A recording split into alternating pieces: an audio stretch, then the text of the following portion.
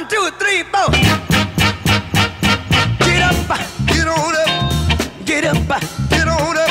Stay on the scene, get on up like a sex machine. Get on up, get up, get on up, get up, get on up. Stay on the scene, get on up like a sex machine. Get on up, get up, get on up. Stay on the scene, get on up like a sex machine. Get on up, wait.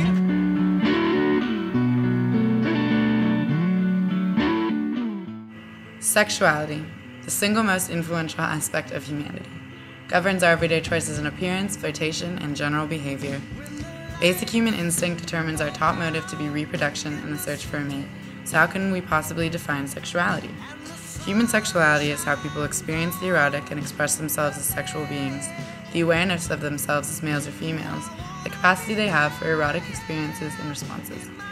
The human race was once viewed as containing two genders, male and female, who were monogamous, were always attracted to the opposite sex, and whose main agenda was reproduction. Modern society has taken the classic mold of sexuality and completely transformed our perception of what is natural, what is right, and to some, what is wrong. Our collection of research investigates the various aspects of modern sexuality, its influence, and its progression. The aspects being science of sexual attraction, science of sexual orientation, gender identification, gay rights history, sex trafficking, and the science of cybersexuality. Contemporary sexuality knows no bounds, and those who identify and express themselves outside the confines of traditional male and female heterosexuality and identity have become extremely repressed and discriminated by the modern world. One's freedom to express themselves in all realms of sexuality, from gender identity to methods of dating, should be an unqualified right. Our sexuality is a possession that only oneself should be able to exploit. Sexuality has evolved to defy every boundary of traditional expression, but somehow our ability to accept the varying expression remains stifled. In order to get a better grasp of the public's perspective on these controversial issues, we traveled to the most liberal and freely sexual city in the United States, San Francisco. Sun shines on the bay. Ooh, I wanna be there in my city. Oh. Sexual attraction is a broad subject with many factors to it. It is a motivator of thought and action, as it is something that is on our minds more often than not. Sexual attraction refers to a person's ability to appeal on the basis of physical and sometimes romantic desire. This desire can be caused by a variety of things, but many people determine someone's sexual attraction by measuring out their physical appearance, social status, and personality. But what is attractive varies from person to person.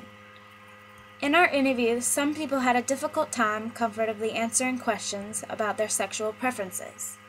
But from what we've gathered, we've confirmed that sexual attraction doesn't have many boundaries. How do you define sexual attraction? How do you define sexual attraction? Yeah. Sexual attraction? Well, something starts tingling your body. Mm-hmm. Just a feeling? Yeah, just a feeling, yeah. What do you guys look for in a partner, like physically or personality-wise? Anybody? Crazy enough, but normal enough. Good answer. You? I mean, I would say, like honesty, integrity, sense of humor is a big one for me. I would say probably somebody you can grow with. I like strong men, and I like beautiful women. I guess my baby's mama is a strong woman, kind of alpha female. My boyfriend is not. He's a big guy, but he's just kind of like, I'm in control of that relationship. So A lot. Sense of humor, same interests. Those kind of things are very important, I think. Yeah. Counts for me as well. I like guys that are sweet, but kind of bad at the same time. That's my problem. Just make sure they get lemon poppy seed pancake. Good answer. He's very kind. favorite thing about each other. Favorite thing? It's uncomplicated. Or have to be sexual or not? It doesn't have to be. No? It's uncomplicated. Very easygoing. Hey, so nice body. You answered all the questions. Oh, sorry. Well, I'd say it's blonde. Blonde. Like blondes. Yeah.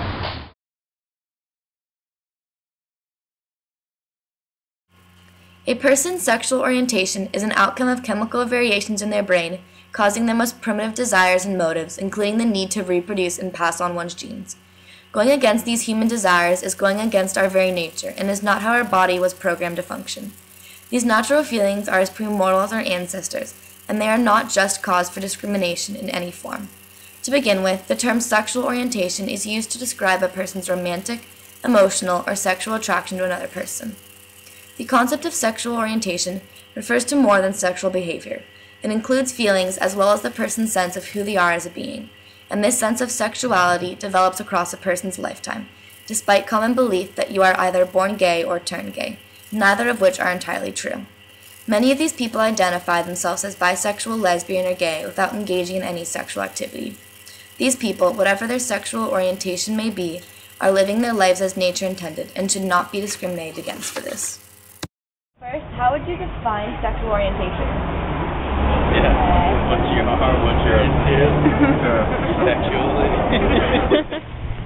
I think that it's kind of a hard one to identify or to define, especially when talking, like a lot of people ask me, well, if someone's transgendered and they are attracted to women, does that mean that they're gay, or does that mean that they're straight, or how do you identify them?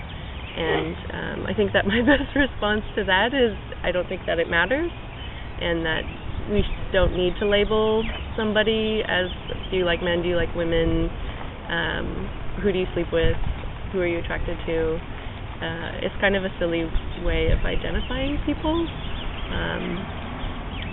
As far as like healthcare goes, I think it's important to ask who you're sleeping with, and not whether they identify as a male or female, but like what parts are you sleeping with, to figure out if we need to be protecting, or how we can actually protect against sexually transmitted infections.